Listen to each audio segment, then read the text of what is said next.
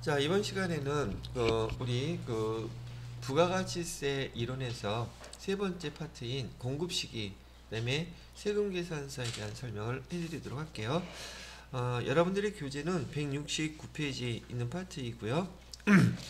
자, 지난번에 우리 회계 1급에서 제가 공급시기, 이 재화의 공급시기는 바로 그 공급시기에 공급가액이 결정될 것이고, 공급가액이 결정되면 바로 그날 그 금액으로 세금계산서 발행해야 되고, 우리는 그 세금계산서에 작성된 날로 수익 인식한다 그랬었죠. 그래서 이 네 가지가 다 동시에 일어나는 항목들이란 말이에요.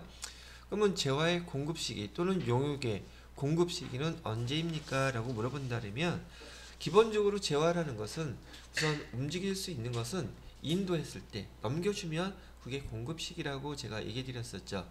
예전에 예를 들어 드릴 때 제가 올리브영에서 여러분들 화장품 사는 거 갖고 얘기해 드렸었잖아요.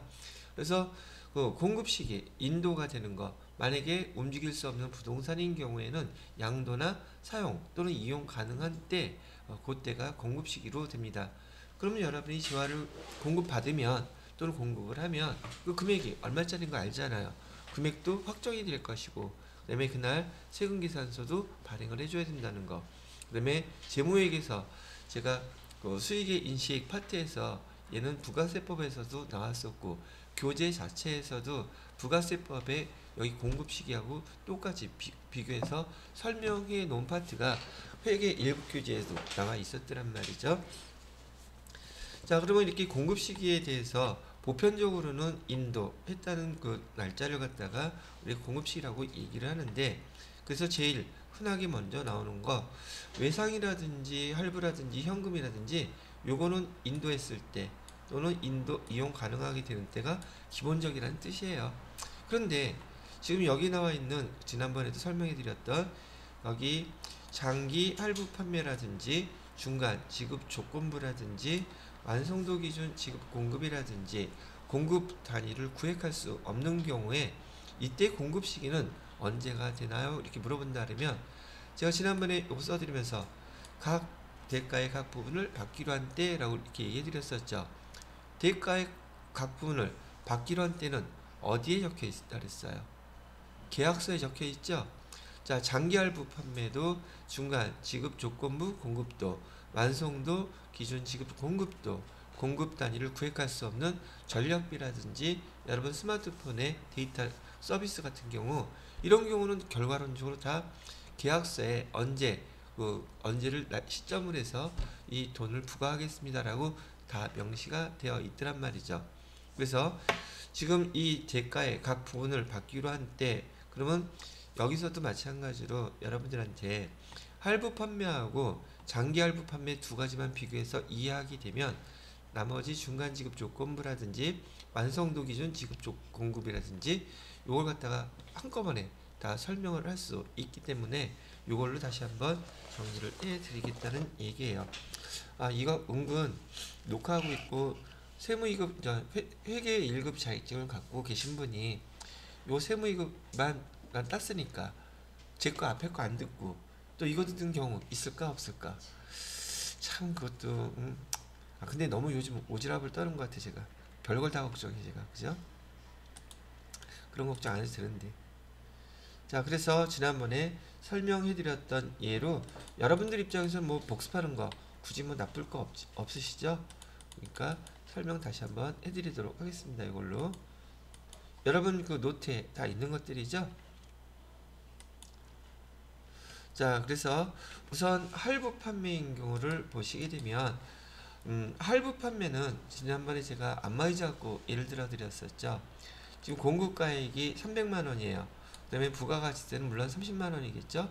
자, 우리가 그 홈쇼핑에서 사장님이 사용하시겠다고 해서 안마의자 하나 구입하게 되면, 지금 할부 판매인 경우 뭐 무이자 할부 3개월이라 할지라도 그 안마의자를 파는 그 회사에서 청구하는 금액은 한 방에 다 청구한다 그랬었죠. 그래서 우리가 배웠던 대로 회계 처리를 해보게 되면, 여기다가 써야 되겠나? 할부 판매는 이렇게 청구를 한단 말이죠. 우리가 이제 안마의자를 파는 회사라고 한번 생각을 해보는 거죠. 할부 판매한 회사에서는 차변에다가 외상이라고 하고요. 외상 매출금 330만원 이렇게 처리를 할 것이고요. 대변에다가는 제품이라고 할까? 제품 매출 해갖고 공급가액 300만원, 그 다음에 부가세 예수금이 되겠죠.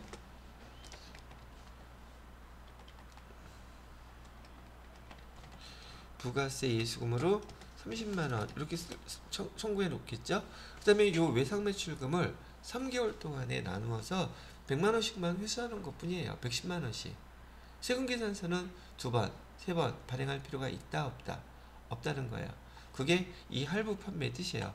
청구 자체도 전체 금액을 다 청구하게 되는데, 두 번째 장기 할부 판매인 경우에는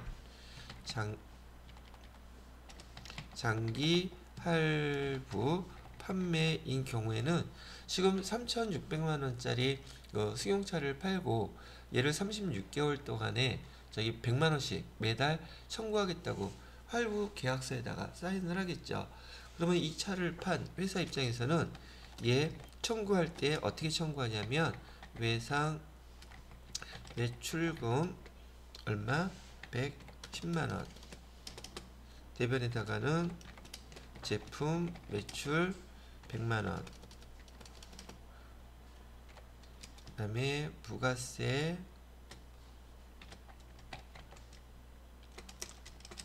10만원. 지금 차이가 뭐예요? 할부 판매인 경우에는 전체 금액을 세금계산서 산정에다가 발급하고, 다만 그 외상 매출금만 3개월에 나누어서 회수하는 반면에, 장기 할부 판매인 경우에는 3,600만원을 한꺼번에 청구하는 게 아니라 매달 100만원씩 청구한단 말이죠. 그 뜻이 뭐라고요? 바로 이 뜻이라 그랬어요. 대가의 각 부분을 받기로 한 때가 바로 공급 시기고, 공급가액이 결정되는 때이고, 세금계산서를 발행하는 금액이고, 수익을 인식하는 금액이란 뜻이에요. 차이가 어떤 건지 명확히 구분되셨겠죠? 그래서 지난번에 설명드렸던 거, 그래서 대가의 각 부분을 받기로 한 때는 제가 지난번에도 계약서라는 거 떠올리시면 됩니다 라고 얘기했었어요. 자, 그렇게 해서 여기 뭐죠? 할부 판매하고 장기 할부 판매를 설명하면서 공급 시기가 언제라고요? 장기 할부 판매는 대가의 각 부분을 받기로 한 때. 그러면 완성도 기준 지급 조건이라면은 언제예요? 완성도 기준은 건물 생각하시라 그랬었죠. 건물도 건축이 되기 시작하면 진척도, 완성도에 따라서 대금을 청구할 때 여기하고 똑같은 방법으로 10% 완성됐을 때, 20%, 30% 완성됐을 때 그만큼씩 얼마씩 청구하기로 계약서에 기록이 되어 있겠죠. 그런데 여기 완성도 기준 지급 공급이라고 얘기하는 것은요, 지금 그 공급 기간이 1년을 초과하는 것들이에요. 1년을 초과하면서 그다음에 그 할부 돈 나누어서 돈 내야 되는 기간이 1년을 넘는 것들을 얘기하고요.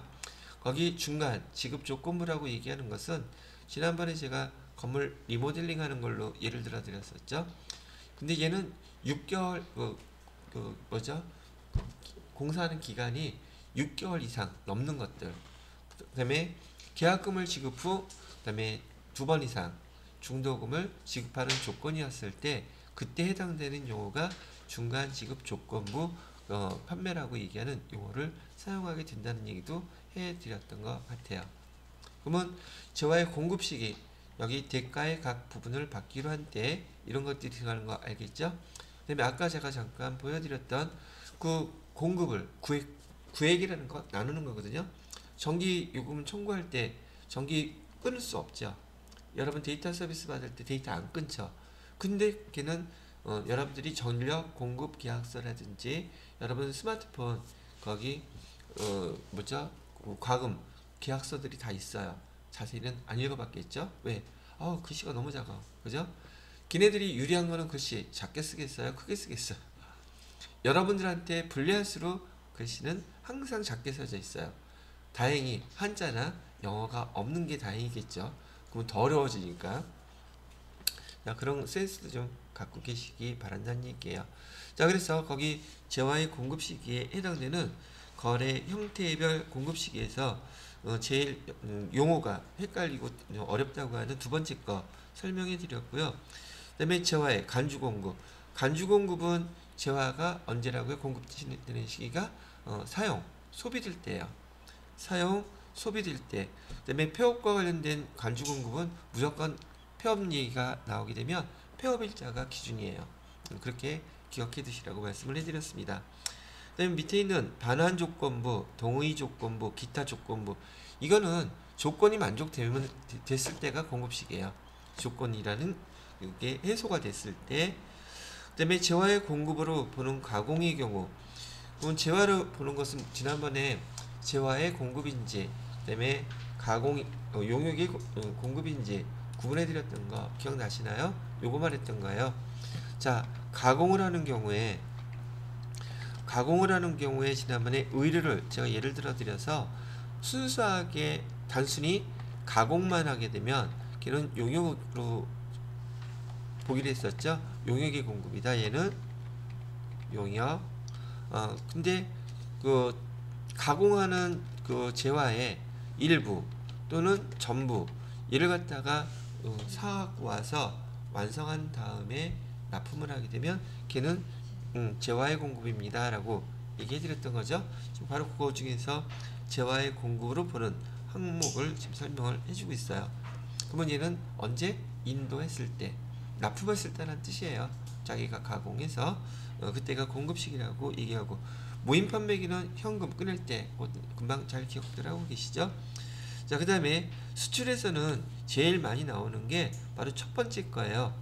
지금 외국에다가 반출을 하게 되면 이 제가 환율을 사용할 때도 선적일거 사용했었죠. 선적일. 외국까지 물건을 줄 수가 없잖아요. 그러면 우리는 인도의 개념이 어디에다가 선적하면 배에다가 선적하면 그게 인도라고 본다. 그래서 선적일, 기적일.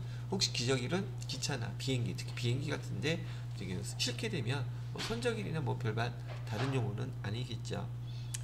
자, 그다음에 보세구역, 수입하는 거죠. 신고, 수입 신고 수리일이 공급식이다. 이게 무슨 말이냐면 수입 신고를 갖다가 수리가 됐다는 뜻은 돈 내야 될 거 다 냈다는 뜻이에요. 그럼 꺼내갖고 오기만 하면 된다는 뜻이죠. 그럼 그때가 공급식이라는 뜻이에요. 바로 그때 수입 세금계산서 받겠죠. 그런 얘기예요. 자, 그 다음에 다음 페이지로 넘어가서 보시게 되면 위탁매매는 그렇다고 치고 폐업일이 기준이라 그랬었죠. 그 다음에 밑에 보시게 되면 거래 형태별 요건에 대해서 아까 설명해 드렸던 장기할부 판매, 중간지급 조건부, 그 다음에 완성기준 지급 공급, 이렇게 세 개 또 설명을 하고 있죠. 지난번에 회계 1급 교재에서 나왔던 내용 그대로예요. 자, 그 다음에 용역 공급을 보겠습니다. 용역의 공급을 보시게 되면 거기 용역, 통상적인은 역무 제공이 완료됐을 때, 서비스가 완료됐을 때라는 뜻이에요. 지난번에 설명해 드렸죠. 그 다음에 여기 용역에서도 장기 할부 판매라든지 완성도 기준 지급, 중간 지급 조건 이거 다 똑같이 적용된다고 말씀해 드렸었죠. 변호사들 업무 보시면 된다 그랬었어요. 그 다음에 거기 용역에서는 간주임대료가 거기 용역에 좀 공급으로 되어 있죠. 왜? 간주임대료의 뜻이 건물을 임대해 줬다는 뜻이잖아요. 건물을 임대하면 용역, 건물을 양도하면 재화, 이렇게 보기로 했던 것도 구분하셨었죠. 간주임대료는 지금 간주임대료 뜻을 먼저 기억하시라 그랬었어요. 간주임대료는 건물을 빌려주고 보증금 받았죠. 그 간주임대료라는 보증금의 이자 생기죠. 은행에 넣어놨다면 그러면 그 은행에 넣어놨던 기간이 있을 거 아니에요. 근데 여기 부가세법과 관련해서 3개월 단위로 지금 부가세 신고해야 되잖아요. 그렇기 때문에 간주임대료는 3개월, 즉 임대료 받고 3개월마다 정산이 된다는 뜻이에요. 그래서 예정신고기간이나 확정신고기간이 있죠. 그 종료일이 세 달치를 계산해야 되니까 그때가 공급시기가 됩니다 라고 설명하고 있는 것이랍니다. 자, 그 다음에 나머지 용역도 굳이 설명할 것은 많이 없네요. 읽어보시면 되겠고요. 자, 그 밑에 보시게 되면 이번엔 세금계산서 세금계산서에 대해서 정리할 것만 정리해보고 넘어가도록 하겠습니다.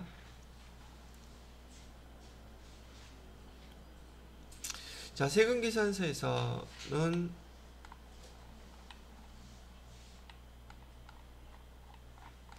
얘가 순서가 좀 바뀌었지?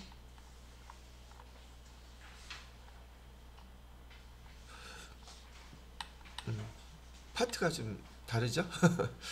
자, 세금계산서 정리를 해보겠습니다. 지금 우리 회계 1급에서 배웠던 내용보다 지금 설명 나오는 이 세금계산서가 내용이 조금 디테일해요. 그래서 거기 교재에서요 171페이지에 보시게 되면 세금계산서란 설명 나와 있죠. 세금계산서가요 그 부가가치세라는 세금을 계산한 증빙서류라는 뜻인데, 이 세금계산서의 역할이 기역, 니은, 디귿, 리을, 미음 이 5가지 역할을 다 할 수 있단 말이죠. 이 세금계산서는요 거래 송장의 역할도 할 수 있고, 그 다음에 대금, 청구서라든지 돈을 미리 줬다면 영수증의 기능도 할 수 있고요. 디귿에 보시게 되면 부가가치세 거래 증수에 대한 영수증 또는 확인서, 그 다음에 매입세, 공제, 자료, 근거. 리을에 보시게 되면 거래의 증명, 과세 자료, 그 다음에 미음에 매입장, 매출장, 장부 역할도 해요. 다 모아놓는다면. 얘를 정리해야 되겠지만은 세금계산서는 이렇게 다양하게 여러 가지의 증빙서류 및 장부의 역할을 할 수 있다는 것이고요. 그 다음에 세금계산서에 발급되어 있는데, 세금계산서는 2장이 한 세트로 되어 있죠. 그래서 공급자가 한 장 갖고, 그 다음에 공급받는 자가 한 장을 갖게 되는 그런 시스템을 갖고 있다는 얘기를 하고 있다는 얘기죠. 그 다음에 이 세금계산서는 우리가 배웠던 대로 임의적 기재사항과 필요적 기재사항 있는 것도 구분하실 수 있으시죠. 그래서 필요적 기재사항은 제가 여기 보시는 바와 같이 세금계산서에서 그 짙은 선으로 표시되어 있는 것들이 필요적 기재사항입니다 라고 설명을 해드렸던 항목이랍니다.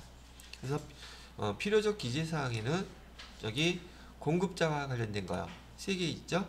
공급자의 사업자 등록번호, 공급자의 법인이나 상호, 대표자의 성명, 그 다음에 공급받는 자 거 하나 있죠. 공급받는 자는 공제를 받는, 매입세 공제받는 사람이기 때문에 별로 그닥 중요시는 여기지지 않지만 사업자 등록번호가 필요적 기재사항이에요. 그 다음에 우리가 세금계산서를 작성하는 작성 연월일, 그 다음에 공급가액, 세, 요가지 이렇게 합쳐서 총 7가지가 필요적 기재사항이라고 말씀해 드렸었죠. 반면에 나머지 세금계산서에 기록되어 있는 것들은 우리는 임의적 기재사항이라고 불렀었고, 임의적 기재사항인 경우에는 누락이 되거나 오류가 나거나 여기 매입세 공제받거나 하는데 지장이 있다 없다? 없다고 얘기해 드렸어요. 그래서 여러분 교재 172페이지 보시게 되면 필요적 기재사항, 그 다음에 임의적 기재사항에 대한 설명들이 정리가 되어 있죠. 거기 보편적으로 회계 1급에서 주로 다 보셨던 것들이고, 시험 문제도 회계 1급 정도밖에 안 나와요. 자, 그 다음에 세금계산서의 발급 시기라고 보시게 되면 세금계산서의 발급 시기는 원칙적으로 언제라 그랬었어요? 재화가 공급이 되면 공급 시기에 발생하는 것이 원칙이죠. 그죠? 그래서 재화가 공급된 시기에 바로 공급하는 것을 원칙으로 하며, 그 재화가 공급되기 전에 세금계산서가 발급될 수도 있어요. 근데 걔가 인정받기 위해서는 일주일 이내에 대금이 정산이 되면 일주일 전에 발급했다 할지라도 이게 세금계산서 적시에 발급한 것으로 인정한다고 설명되어 있죠. 요런 지금 세금계산서 발급 시기에 기억의 원칙, 그 다음에 예외, 그러면 세금계산서 발급 특례, 그 예외가 좀 자세하게 세무 2급에 추가로 지금 들어가 있는 항목이랍니다. 그거에 대해서도 지금 종 쳤으니까 10분 쉬었다가 계속 설명을 해드리도록 할게요. 자, 그래서 거기 교재 172페이지에 보시게 되면요, 세금계산서의 발급 시기 원칙에 대해서 설명을 해 놓고 있고요. 포인트는 공급 시기. 근데 여기에 대한 예외가 있죠. 그 예외 별표 하나 해 놓으시고요. 세무이급에 포함 추가된 거니까 선발급 세금계산서. 원칙적으로 선발급 세금계산서는 공급 시기가 안 됐는데 세금계산서 발급한 거죠. 인정을 하겠어요? 안 하겠어요? 원칙적으로는 안 한단 말이죠. 이해되시겠나요? 그래서 맨 밑으로 한번 내려가 보세요. 세금계산서 발급 특례로 두 가지를 좀 해줬죠. 선발급 후 수령 며칠 이내래요. 7일 이내.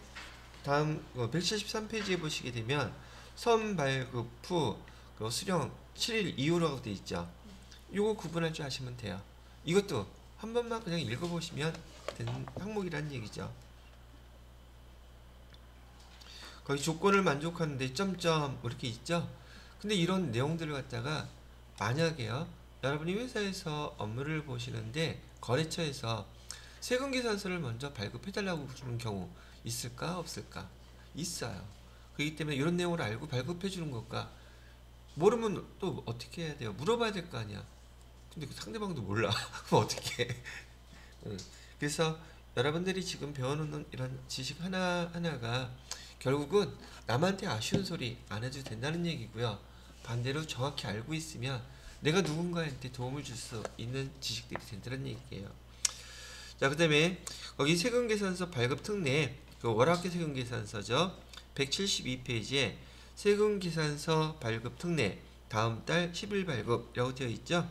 거기서 네모 박스 안에 보시게 되면 뭐 나머지 것들은 상식적인 것들이니까 10일이 만약에 토요일, 일요일, 공휴일인 경우는 모든 국가기관과 관련된 것들은 그 다음 날이에요.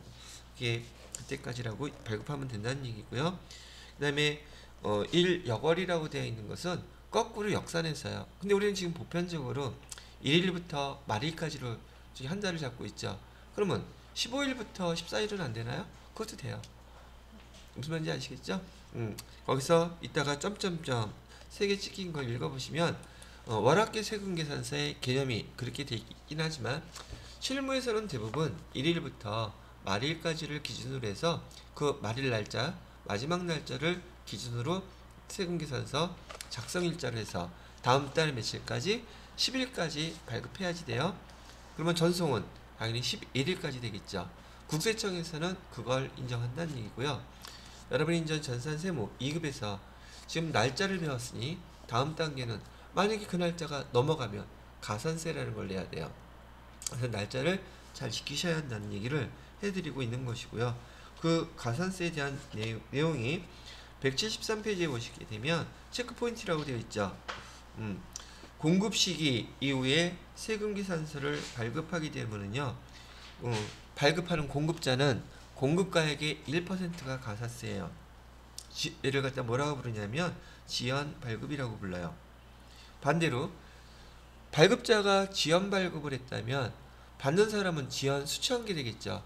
지연 수취자는 매입세 공제 해주는 대신에 공급가액의 0.5% 가산세 내야 돼요. 이게 다 돈이죠.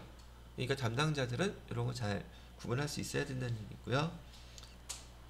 자, 그 다음에 공급 시기가 속하는 과세기간에 확정 신고 기한 경과 후 발급하면 미발급이에요. 이거는 미발급인 경우엔 공급가액의 2%가 가산세입니다. 그리고 매입하는 사람 입장에서는 매입하는 사업자는 매입세 공제 안 해줍니다. 아주 큰 거예요, 이거. 그죠? 자, 근데 얘도 조만간에 여러분 실기하면서 가산세 계산하는 거 배우시게 될 텐데 요거부터 하나 먼저 구분을 해주고, 즉 세금계산서를 발급하는데 어떤 경우가 지연 발급이고 어떤 경우가 미발급인지 날짜 구분을 정확히 하실 줄 알아야지 돼요. 자, 보세요. 여기다 써볼게요. 우선 지연 발급이라고 얘기한다면 우선 공급 시기가 오늘 며칠이라고 할까요? 3월 25일이라고 가정을 할게요. 자, 이 3월 25일 날 공급 시기인데, 그러면 원칙적으로는 3월 25일 날 세금계산서 발급하셔야 되죠. 그죠? 근데 3월 25일 날 발급을 안 했어. 그리고 얘는 특례로 다음 달 4월 10일까지 월합계 세금계산서를 발급한다고 가정을 하는 거예요. 그러면 4월 10일 이내까지만 발급하면 정상적으로 발급한 게 됐단 말이죠. 근데 발급을 이때 못했단 말이에요. 그러면 날짜는 4월 11일로 넘어가게 되죠. 부가가치세 신고는 4월 25일까지죠. 근데 그거는 예정신고예요. 그죠? 근데 얘는 지금 과세기간 종료가 되는 일기 확정은 부가가치세 신고 납부하는 날짜 일기 확정은 7월 25일이죠. 그죠? 그래서 지금 3월 25일 날 공급 시기가 이루어졌고 4월 10일 날까지 월합계 세금계산서를 발급을 해야지 되는데 월합계 세금계산서를 발급을 못했다면 그 다음 날짜인 4월 11일부터 7월 25일까지 요 사이에 발급을 하게 되면 얘가 지연발급이라고 불러요. 오케이? 그런데 이놈은 7월 25일도 지나버렸어. 그래서 7월 만약에 31일날 발급을 했다면 발급을 했다 할지라도 제 날짜에 발급을 못한 것이므로 발급 안 한 거로 본다는 얘기죠. 그럼 얘는 뭐가 된다? 미발급이 된다는 얘기예요. 그러면 지연발급인 경우, 미발급인 경우 가산세는 공통적으로 그 세금 계산서에 공급가액 있죠. 공급가액의 몇 퍼센트가 지연발급은 1%, 그 다음에 미발급인 경우에는 몇 퍼센트? 2%가 가산세예요.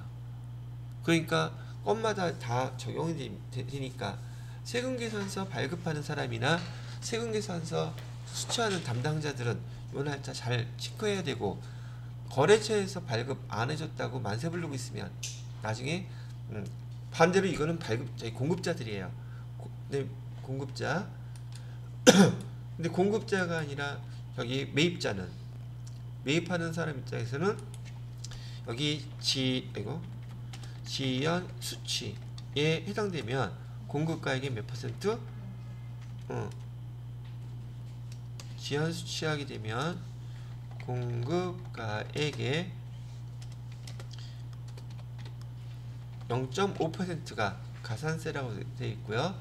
그 다음에 미발급하고 받지 못했다면, 아니 세금계산서 없는데 뭐 어떻게 공제받아? 그죠? 아예 공제 못 받아요. 매입세. 그 차이라는 거. 지금 여기 그 가산세, 부가가치세와 관련돼서 가산세에 대한 게 전산 세무 2급에는 들어가 있고요.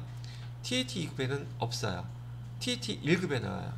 그래서 보편적으로 여기 부가가치세와 관련된 게 난이도가 전산 세무 2급이 조금 더 어렵기는 하지만, 여러분들은 우리 지금 수업 기간 내에 저한테 세무 2급까지 정확히 다 배울 것이니까 오히려 TAT 2급이 수월하게 볼 수 있는 상황이 벌어질 수 있다는 얘기예요.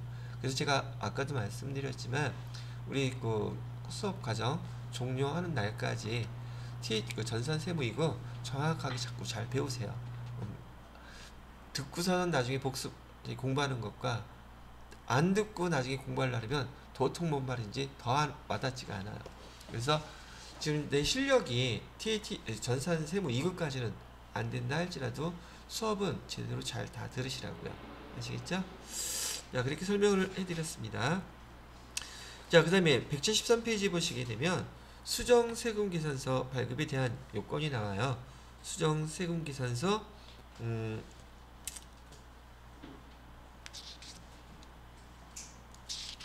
얘가 총 6가지가 크게 구분이 되는데요. 자, 수정 수정세금계산서라고 얘기하는 것은요, 여기 나와 있나?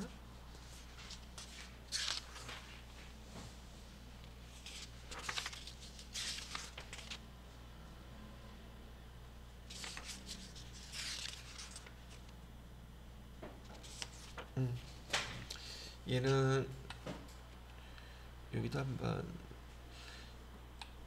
영수증에 대한 거지.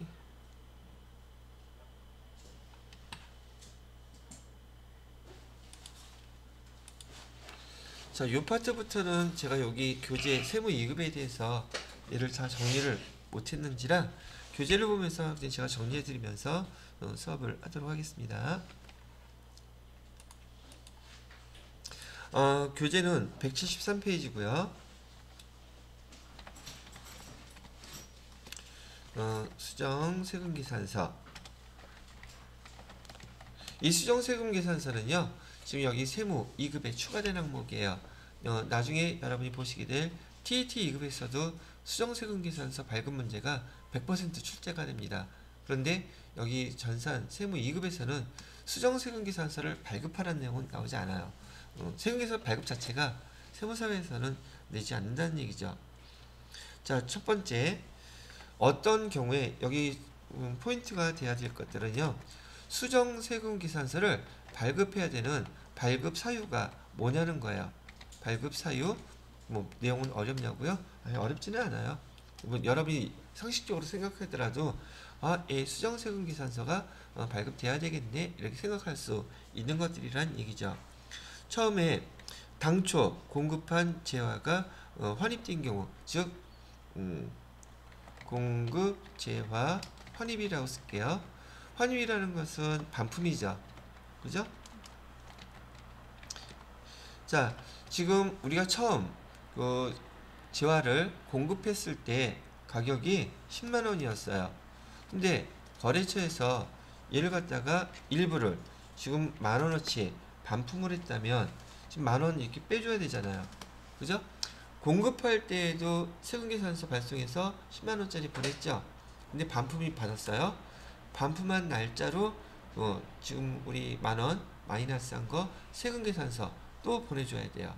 자, 다시 한번, 수정 세금계산서라는 것은 만약에요, 애시당초에 세금계산서를 발급을 안 했어. 세금계산서를 발급 안 하고 수정 세금계산서라는 걸 발급할 수가 있을까? 그건 당연히 없겠죠. 수정세금 계산서라는 것은 여하튼 간에 앞에 먼저 뭔가 세금계산서 발급했는데 걔가 잘못됐기 때문에 수정하는 거잖아요. 발급하지 않은 세금계산서에 대해서 수정세금계산서는 발급할 수가 없는 거예요. 그래서 이런 경우는 날짜를 한번 비교해 보게 되면, 오늘 며칠이냐? 11월 5일. 오늘 11월 5일날 무슨 날이 뭐 있었는데, 행사가 뭐지? 국민의힘 대선주자 오늘 발표된다. 별 관계도 없는 게 생각이 나죠. 아니 그거 말고 11월 5일날 뭐 중요한 게 있었던 것 같은데 기억이 안 나. 자, 11월 5일날 지금 공급을 갖다가 지금 여기 날짜로 10만원을 이렇게 제품을 공급을 했어요. 근데 얘가 11월 10일날 반품이 만원이 이렇게 들어왔다는 얘기예요. 그러면 처음 세금계산서를 발급한 날짜는 11월 5일이죠. 그러면 반품된 이 상황이 벌어진 날짜는 11월 10일이죠. 여기서 뭘 잘 구분하셔야 되느냐면, 시험도 이론도 여러분이 며칠 날짜로 얘를 발급해야 되는지가 중요해요. 그러면 반품이라는 사건이 일어난 일은 11월 10일이죠. 요 날짜로 반품 세금계산서 전송해 주셔야 된다는 얘기예요. 그걸 누가 몰라요? 알잖아. 알아 나도. 근데 얘가 수정세금계산서 발급 사유가 기본적으로 한 6가지가 핵심적인 게 있는데 이 날짜가 달라지는 경우가 있더란 말이에요. 그거 비교를 한번 해보시고요. 일단 자, 그 다음에 두 번째 거 해볼게요. 두 번째는 계약의 해제라고 되어 있죠. 두 번째 사항은 계약의 해제. 이것도 나왔으면, 지난번 이거 설명해드렸나요? 제가 해제와 해지의 차이점 안 했어요? 제가 여러분들을 많이 사랑하나 보네요. 그래서 안 했지. 자, 계약에 일단 용어부터 설명해드리면, 계약의 해제라는 것은 원천무효라는 뜻이에요. 원래대로 원상복귀라는 뜻이기도 하고요. 물론 처음에 보통 계약을 하게 되면 여기 또 똑같이 10만원 계약금 받잖아요. 계약금 받으면 계약금 원래 받았을 때도 세금계산서 보내줘야 돼요. 그래서 날짜를 똑같이 11월 5일날 지금 계약이 되었고 그 다음에 세금계산서를 발급을 했거든요. 그런데 얘가 며칠날 11월 10일 날 지금 여타저타한 이유로 코로나 때문에 제품 생산이 안 되는, 우리 요즘 전 세계적으로 자동차 생산이 안 되고 있죠. 왜요? 반도체가 없어서. 지금 반도체 대란 때문에 차들이 출고가 엄청나게 늦어지고 있어요. 왜냐면 요즘 차들은 반도체가 많이 들어가거든요. 자동 제어 센서들이 많기 때문에. 근데 그게 지금 모자라. 차는 계속 생산돼야 되는데, 거기다 친환경 자동차인 수소차, 전기차 이런 데에는 반도체가 더 많이 들어가요. 그러니까 수요가 많은데 공급이 딸리는 거야. 그래서 지금 삼성에서 미국에다가 반도체 공장 짓고 난리 같은. 근데 얘가 금방 풀릴 것 같지는 않아. 이런 얘기를 한다고 여러분들이 관심이나 있을까? 관심 없잖아요. 그래서 계약의 해제라고 한다 그러면은 지금 그 물건을 공급할 수가 없기 때문에 11월 10일 날 서로 쌍방 합의하에 계약을 해제했어요. 그러면 계약금 받은 거 돌려줘야 되죠.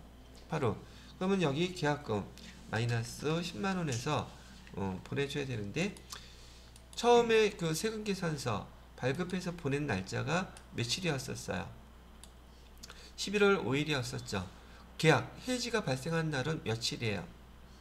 그러면 여기 해지가 발생한 사유가 되는 이날, 거기 우리 선수금 받았던 거 취소하는 세금계산서를 발급해 줘야지 돼요.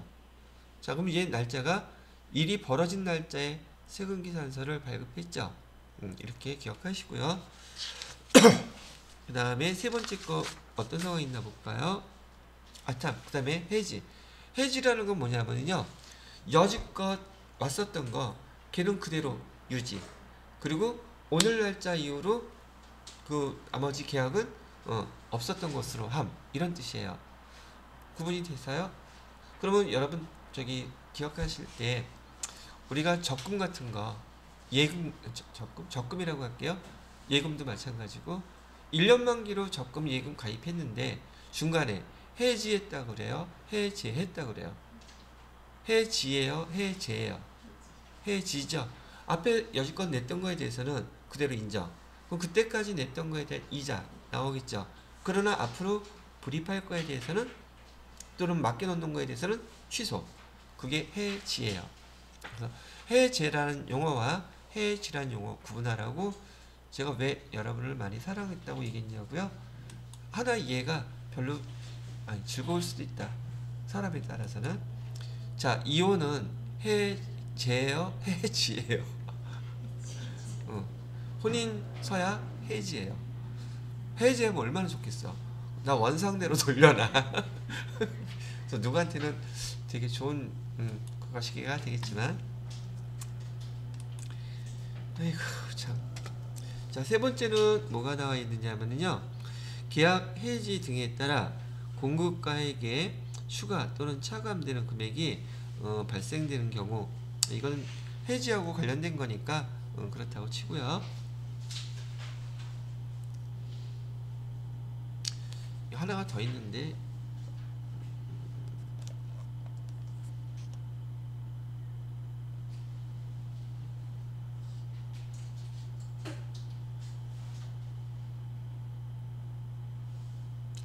뭔지 기억이 안 나요. 순서대로 다 해볼게요. 하여튼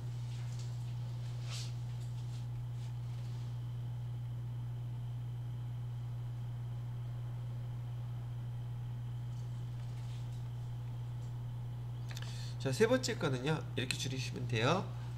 내고 신용장 사후 개설.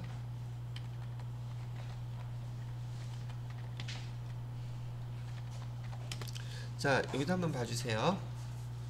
이거는 내국 신용장은 사후 개설이라는 게 무슨 말이냐면, 지금 내국 신용장은 수출하는 기업에 국내 기업이 지금 재화를 공급하는 경우에요. 그래서 이 수출하는 기업이 지금 뭐죠? 수출하는 기업에 우리 지금 회사에서 11월 5일날 재화를 공급했어요. 얼마짜리를? 10만원짜리를. 그런데 내국 신용장, 즉 수출하는 기업에다가 재화를 공급하는 경우에는 부가세가 없죠.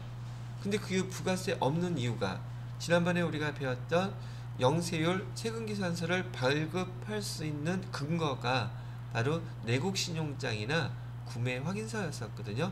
근데 얘가 아직 개설이 안 됐어. 신청을 했는데 아직 개설은 안 됐단 말이죠. 근데 물건은 지금 오늘 공급해 줘야지 돼. 그렇다면 세금계산서에 발급할 때요, 영세율 세금계산서를 발급할 수 있겠어요? 없겠어요? 근거가 없잖아. 그러니까 일단은 그 회사에서는 일단 물건을 보내달래요. 그럼 보내줘야겠죠. 그리고 영세율 세금계산서가 아니라 무슨 세금계산서를 보내줘야지 돼요? 그냥 일반 세금계산서를 10,000원짜리 이렇게 해서 보내줘야 되겠죠. 그런데 얘가 여기 11월 25일 날 전 내국신용장이 이날 개설이 된 거예요. 내국신용장 개설일. 그러면은 앞에 원래 여기 지금 11월 5일날 세금계산서 보내준 것에는 부가세액이 있죠. 그러면 얘 없애버려야 될 거 아니에요. 사후신용장이 개설이 됐으니까 근거가 생겼죠.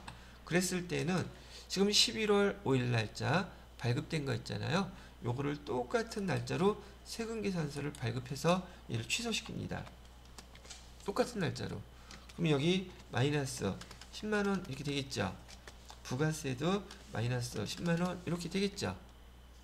이해되심? 그리고 똑같은 날짜에 여기 11월 5일날 공급가에 10만원짜리 영세율 세금계산서를 발급하는 거예요. 즉 처음 물건이 공급된 날 그 내국신용장이 개설이 돼서 그 날짜에 공급한 것처럼 그렇게 적용을 하라는 거예요. 이게 내국신용장 사후개설일이 나중인데 세금계산서를 발급해야 되는 날짜는 원래 날짜란 말이죠. 그럼 아까 내용들하고 다르죠. 그래서 이런 거 구분하기 때문에 세금계산서를 발급해야 되는 날짜를 정확히 아는 게 중요하다는 거예요. 되셨나요? 사후개설일 이 날짜로 세금계산서 발급하는 거 아니에요.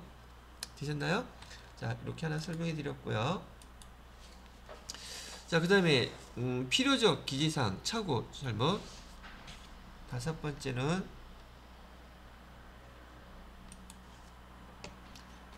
여기 4번째라고 쓰시고요.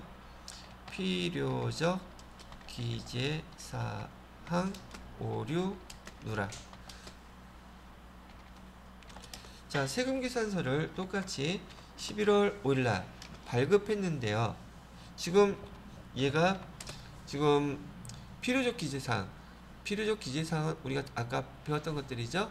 그 중에서 대표자, 공급자의 대표자가 잘못되어 있어.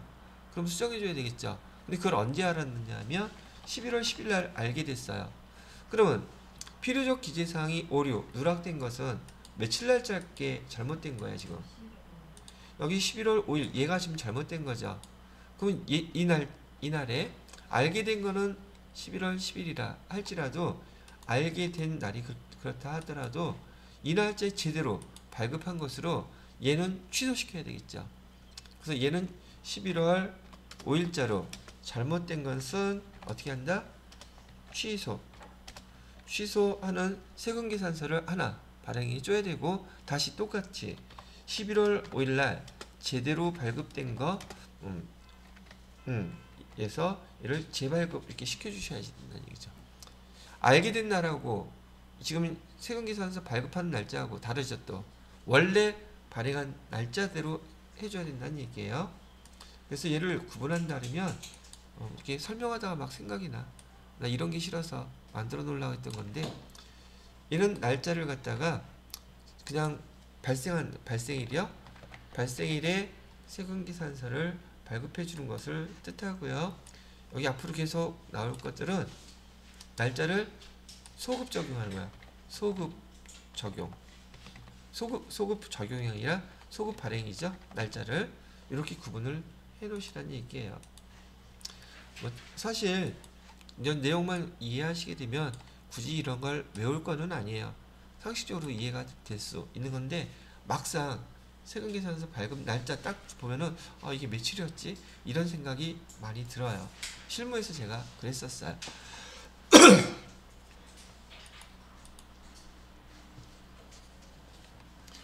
자, 그 다음에 또 뭐가 있을까 봤더니 필요적 기재사항 등이 착오 외의 사유로 잘못 적힌 경우 그냥 보시면 될 거고, 아, 이번엔 이중 발급.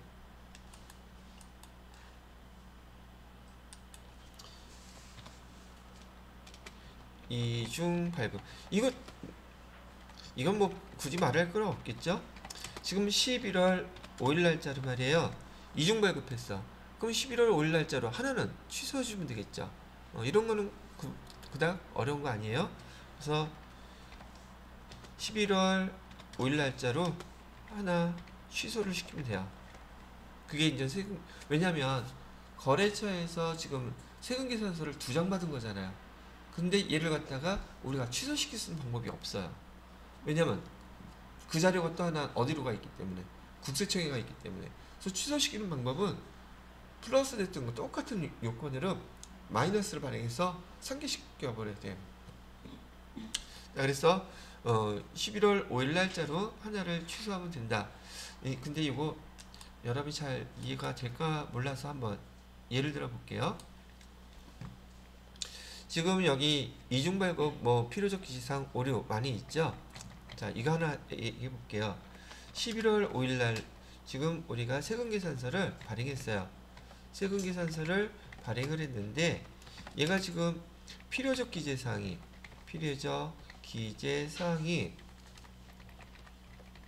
지금 얘가 오류가 났어. 그러면 얘는 다시 11월 5일 날짜로 얘 지금 취소하는 세금계산서 하나 보내야 되겠죠.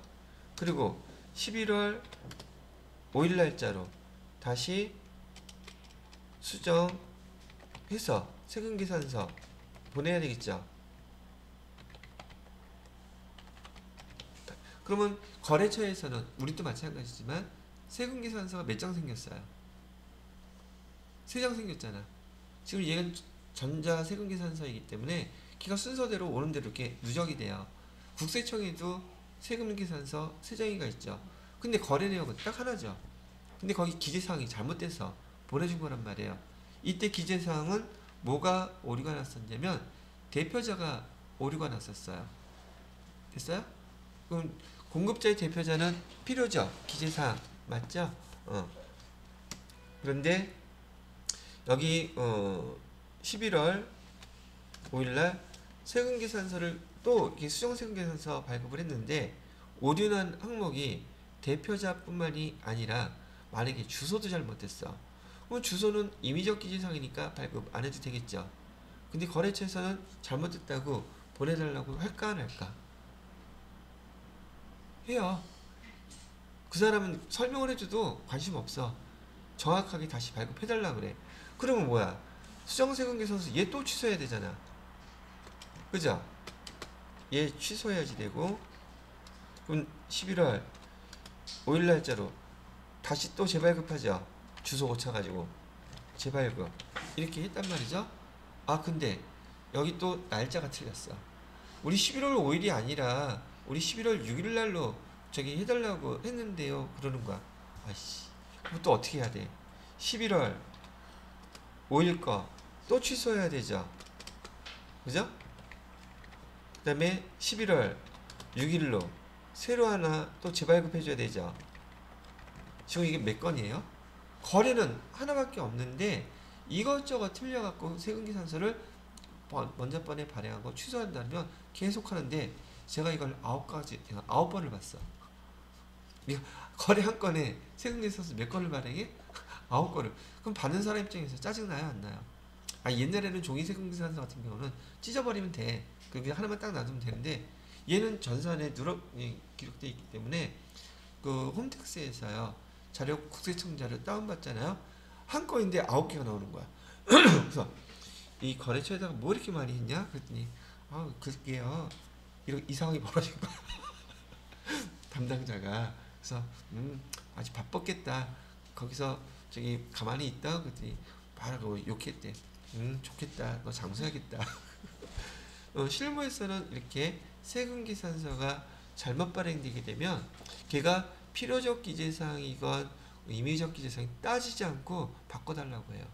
그럼 어떻게 우리 입장에서는 바꿔서 보내줘야 되죠. 누구 잘못이야? 아니야. 거래처에서 자기네 대표자 바뀌었는데 여기 매입자의 대표자는 임의적 기재사항이에요. 근데 사장님이 그 세금계산서 보고 기분 나빴는데 바꿔달래. 바꿔줘야 되잖아. 사업자 등록증 또 그 발급된 변경된 사실을 우리들 통보받은 적이 없어. 그러면 이게 막 바꿔달라고 그냥 바꿔주면 되느냐? 아니죠. 뭐 받아야 돼? 사업자 등록증 카피 먼저 받아서 그거 보고 다시 발행해 주시면 돼요. 좀 요게 더 이렇게 얘기하면 재미가 있죠. 자, 그 다음에 또 뭐가 있나 한번 볼까요? 필요적 기재사항 이중 발급 돼 있고요. 이거는 뭐 말하나 말하나, 이건 말로 할게요. 자, 지금 과세로 발급해야 되는데, 과세로 발급해야 되는데 계산서를 발급했어요. 그럼 이제는 면세죠. 부가세 있어요, 없어요? 그럼 계산서 잘못 발급한 거잖아요. 그러면 계산서 취소하고 세금계산서 발급해야 되죠. 반대인 경우도 마찬가지예요. 우리가 세금계산서를 발급했는데 지금 보니까 얘 면세 품목이야. 그러면 세금계산서 취소하고 그다음에 계산서로 다시 발급해줘야 되죠. 그럼 날짜는 바뀔까요? 똑같은 날짜로 해줘야 될까요? 공급 시기 그 날짜로 해줘야 돼요. 세율을 잘못 적용했다든지 그다음에 거기 175페이지에 간이 과세제로 유형 전환한 후 수정 세금계산서의 발급이라고 되어 있네요. 그냥 읽어보시면 될 내용이네요. 됐어요? 자, 여기까지 해서 수정 세금계산서의 발급 요 문제는요. 여기 나중에 TET 2급에서 여기 자세하게 설명할 수 있는 내용들이 자세하게 해놨어요, 제가. 그래서 그거 보고서 수정 세금계산서 발급 사유 클릭하면 6개가 쭉 나올 거예요. 그 중에서 선택만 하시면 됩니다. 일일이 다 외우지는 않으셔도 돼요. 자, 그렇게 설명해 드렸고요. 그 다음에 175페이지에 보시게 되면 세금계산서 합계표 제출이라고 되어 있죠. 세금계산서 합계표 확정 신고할 때 함께 제출. 근데 이거 있잖아요. 왜 이러느냐 하면 여러분이 지금 여기 세무 프로그램 여기 사용하시잖아요. 세금계산서를 갖다가 메인 매출 전표에다가 입력을 하게 되면 우리가 그 자료를 국세청에다가 전송할 때 세금계산서 합계표 우리 조회해 보셨죠? 세금계산서 합계표라는 걸 여러분이 별도로 만든 적 있어요? 없죠. 세금계산서 입력하면 계산서가 됐던 그 합계표는 자동으로 작성이 돼요. 그래서 우리가 조회를 했잖아요. 그 자료를 국세청에 전송하게 되면 얘까지 같이 다 전송이 돼요. 신경 쓸 필요가 있겠다 없겠다. 근데 이거는 회계 프로그램 사용하는 사람 입장이잖아요. 회계 프로그램 사용 안 하는 곳 있어요 없어요? 그 사람들은 세금계산서 합계표 별도로 만들어야 돼요. 그래서 여기서 얘기하는 거 과세사업자가 됐던 면세사업자가 됐던 매입세금계산서 합계표, 매출세금계산서 합계표, 과세사업자는 매출, 매입 두 개 다 해야 되고요. 그 다음에 면세사업자는 제가 부가세 사업자 아니라고 그랬었죠. 그래서 1년에 한 번만 부가가치세와 관련된 자료 제출한다 그랬죠. 그게 매입세금계산서 합계표이고요. 1년에 한 번 1월 25일날 제출해줄 협력 의무를 갖고 있다고 얘기해드린 항목이랍니다. 그것도 설명 거기 자세히 나와 있죠. 한번 읽어보시면 될 것 같고요. 자, 그 다음에 또 뭐가 있을까 봤더니 영수증에 대해서 나오고 있네요. 자, 이것도 아까 제가 써놓은 거에 보면 자, 여기 화면 여기는 또 정리해놓은 게 있으니까 한번 보도록 하겠습니다. 자, 영수증에 대해서는요. 거기 뭐라고 설명이 되어 있느냐면 다음 중 어느 하나에 해당하는 자가 재화 또는 용역을 공급하는 경우에 영수증을 발급해야 돼요 그랬는데 대부분 그 영수증이라고 얘기하는 것은요. 일단 그 대상이 우리 그 개인 일반 소비자들 있죠. 개인인 일반 소비자들을 대상으로 하는 그런 사업의 종류들은 영수증을 발급하라고 되어 있단 말입니다. 그 중에서 첫 번째 보시게 되면 간이 과세자 중 직전 연도의 공급대가에다가 동그라미 치셔야 되겠죠. 4,800만 원인 미만인 자, 그건 여기 뭘 발급하라고요? 여기 영수증 발급하라고 되어 있어요. 그 다음에 신규로 사업을 개시하는 간이사업자, 그 다음에 C에 주로 사업자가 아닌 자에게 재화 또는 용역을 공급하는 사업자로서 영수증 발급 대상자. 대부분 여기는 일반 소비자들, 즉 사업자가 아닌 소비자들을 대상으로 할 때 영수증을 갖다가 발급한다고 보시란 얘기죠. 자, 그 다음에 위의 영수증 발급 대상자 중 아래의 사업은 공급받는 사업자가 사업자 등록증을 제시하고 세금계산서 발급해주세요 얘기하면 반드시 해줘야 되는 업종이라고 거기 나와있죠. 제일 많이 나오는 것이 첫 번째, 거기 소매. 여기 소매업의 대표적인 게 여러분이 거기 이마트나 할인마트, 여기 롯데마트 이런 데 생각하시면 돼요. 큰 대형 마켓, 마트들 말하는 것이죠. 그 다음에 음식점, 그다음에 숙박업, 사업자가 세금계산서로 발급해달라 그러면 발급해줘야 된다는 얘기예요. 그 다음에 B번에 보시게 되면 여객 운송업 중에서 시내버스나 그 다음에 뭐 KTX나 그 다음에 비행기나 이런 건 빼고요. 뭐만 유일하게 가능하다?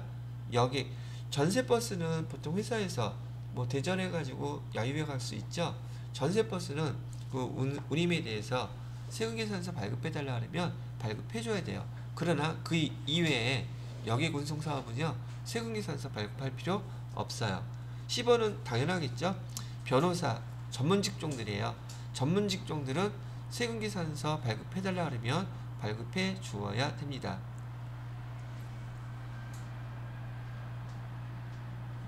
자, 근데 여기는 지금 안 나와 있는데 공인 그 중개사 있죠.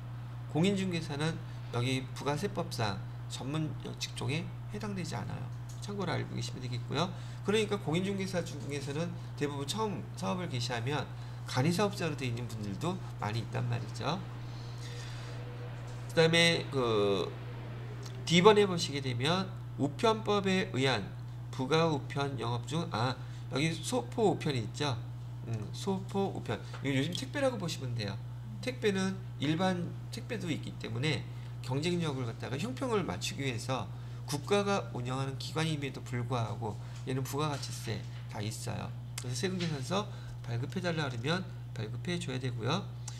이 공인인증서 발급하면서 이건 요즘 거의 많이 죽기는 했어요. 요즘은 공인인증서란 말 안 쓰죠. 공동인증서라고 써요. 그리고 인증서로 여기 공인인증서뿐만이 아니라 또 뭐도 있어요.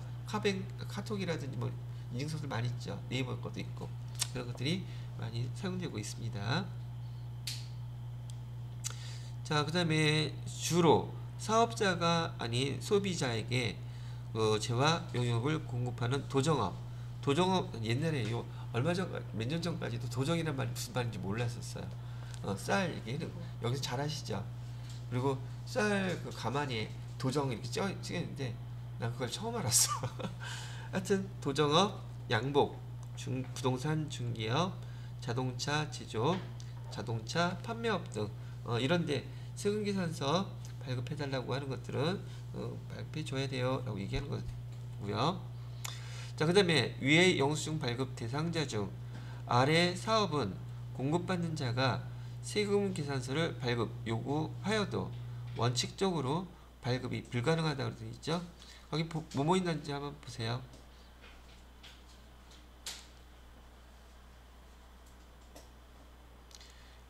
미용, 욕탕, 그 다음에 여객 운송 아까 얘기했던 거, 입장권, 그 다음에 성형수술부 등등 보면 금방 이해할 수 있겠죠. 이런 업종은 세금계산서 발급 의무가 있다 없다. 제가 여기 지금 화면에 정리해 놓은 요 내용들이에요. 여기 택시, 미용, 여객 운송, 입장권 요거 돼 있죠. 지난번에는 제가 요거 갖고 설명을 해드렸었는데 지금 교재를 한번 다시 보면서 여기 전산세무 2급 교재가 좀 더 디테일하게 좀 설명이 잘 나와 있어서 읽어보실 겸 해서 설명을 해드렸고요. 디귿에 보시게 되면 세금계산서 발급 의무 면제라고 되어 있죠. 그런 항목들 지난번 회계 1급에서도 그대로 나왔던 항목들이랍니다. 177페이지에 보시게 되면 여기 매입자의 발행 세금계산서, 매입자 발행 세금계산서는 제가 지난번에 교보문고 예를 들어서 설명해드렸던 거 기억나시나요? 그렇게 됐고요. 그다음에 전자세금계산서요. 전자세금계산서는 저와의 공급 시기에 전자세금계산서 발급해야 되고 그다음에 전송도 해야 된다고 얘기를 했었죠. 자, 근데 세금계산서를 지연 발급하거나 그다음에 미발급하면 공급가액의 1%, 2% 가산세 있었죠. 전자세금계산서 전송도 지연 전송이 있고 미전송이 있어요. 거기에도 여기 가산세 있다고 나와 있죠. 0.5%, 0.3% 가산세가 있는데 이거는 차후에 가산세 실무에서 할 때 제가 더 자세히 설명해 드릴 것이니까 그때 보기로 하겠습니다. 자, 그래서 여기까지 해가지고 178페이지에 뭐 공급 장소나 이런 건 읽어보시면 될 것 같고요. 여기 공급 시기와 그다음에 세금 계산서에 대해서 마무리를 짓도록 하겠습니다. 그리고 다음 시간에 영세율과 면세까지만 정리를 끝내 드리도록 할게요. 영세율과 면세는 이렇게 시간이 오래 걸리는 항목이 아니고 배웠던 항목 똑같기 때문에 바로 정리하고 마무리하도록 하겠습니다. 자, 10분 쉬세요.